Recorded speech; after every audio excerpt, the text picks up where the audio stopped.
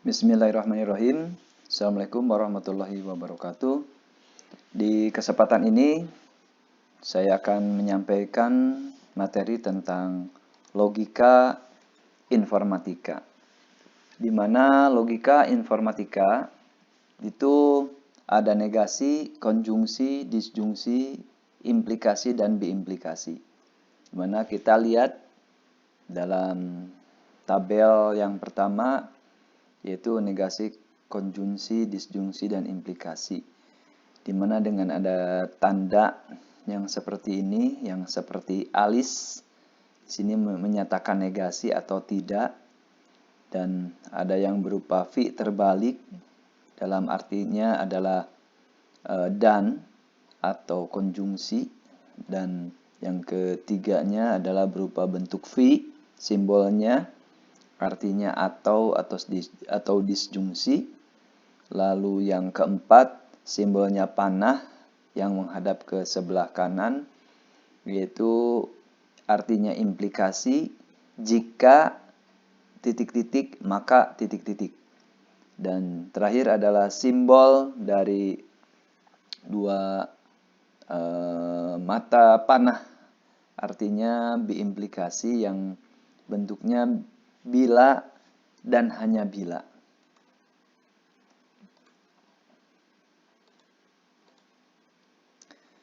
Lalu kita bahas tentang negasi atau ingkaran, di mana negasi atau ingkaran suatu pernyataan adalah suatu pernyataan yang bernilai benar jika pernyataan semula bernilai salah. Begitu pula sebaliknya. Apabila sebuah kalimat pernyataan bernilai benar, maka setelah dinegasikan, kalimat itu akan bernilai salah. Sebaliknya, apabila sebuah kalimat pernyataan bernilai salah, maka setelah dinegasikan, kalimat tersebut akan bernilai benar.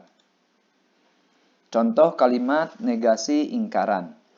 Yang pertama, ikan hanya bisa hidup di air. Benar.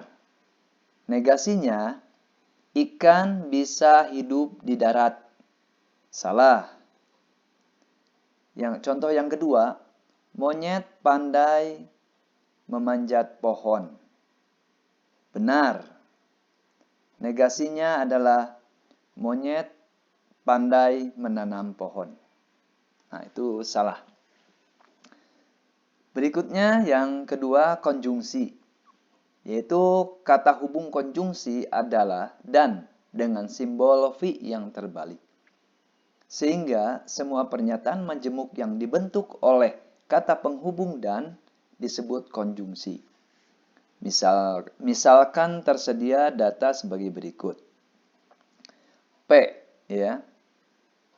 Tahun 2004 adalah tahun kabisat. Habis dibagi 4. Q, bulan Februari di tahun 2020 memiliki 29 hari. Apabila pernyataan di atas dinegasikan, maka akan terbentuk kalimat sebagai berikut.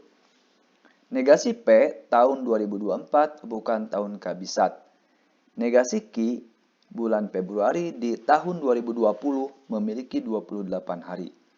Dari pernyataan di atas, dapat disusun kalimat konjungsi sebagai berikut. Tahun 2020 adalah tahun kabisat dan memiliki 29 hari di bulan Februari. Bernilai benar.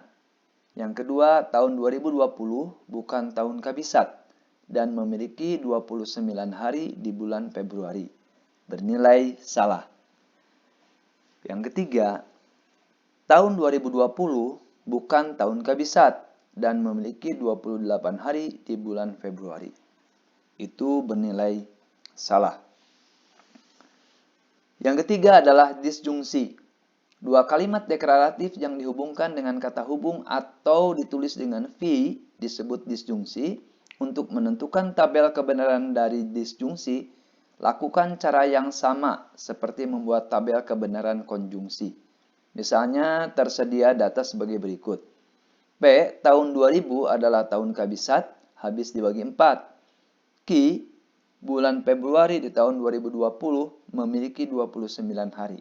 Apabila pernyataan di atas dinegasikan, maka akan terbentuk kalimat sebagai berikut.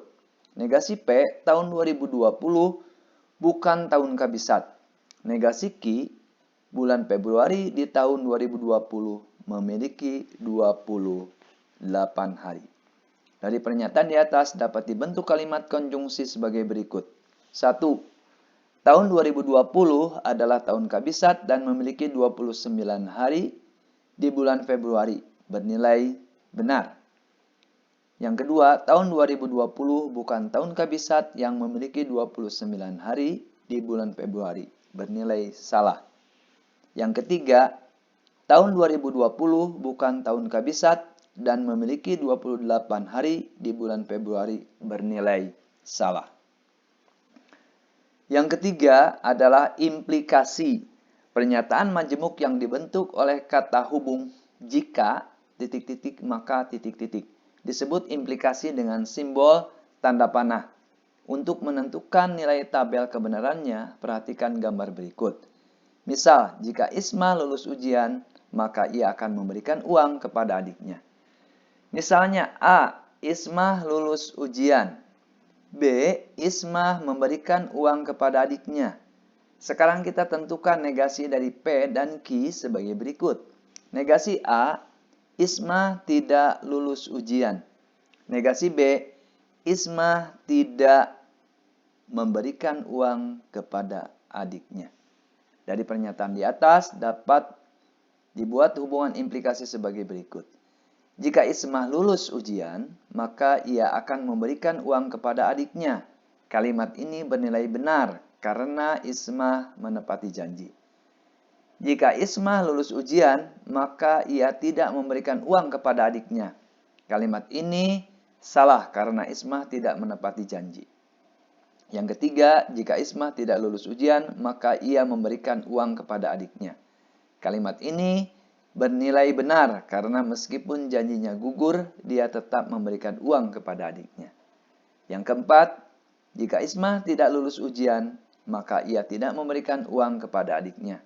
Kalimat ini bernilai benar karena Isma bebas dari janjinya. Itu saja mungkin yang disampaikan untuk materi ini. Terima kasih atas segala perhatiannya. Wassalamualaikum warahmatullahi wabarakatuh.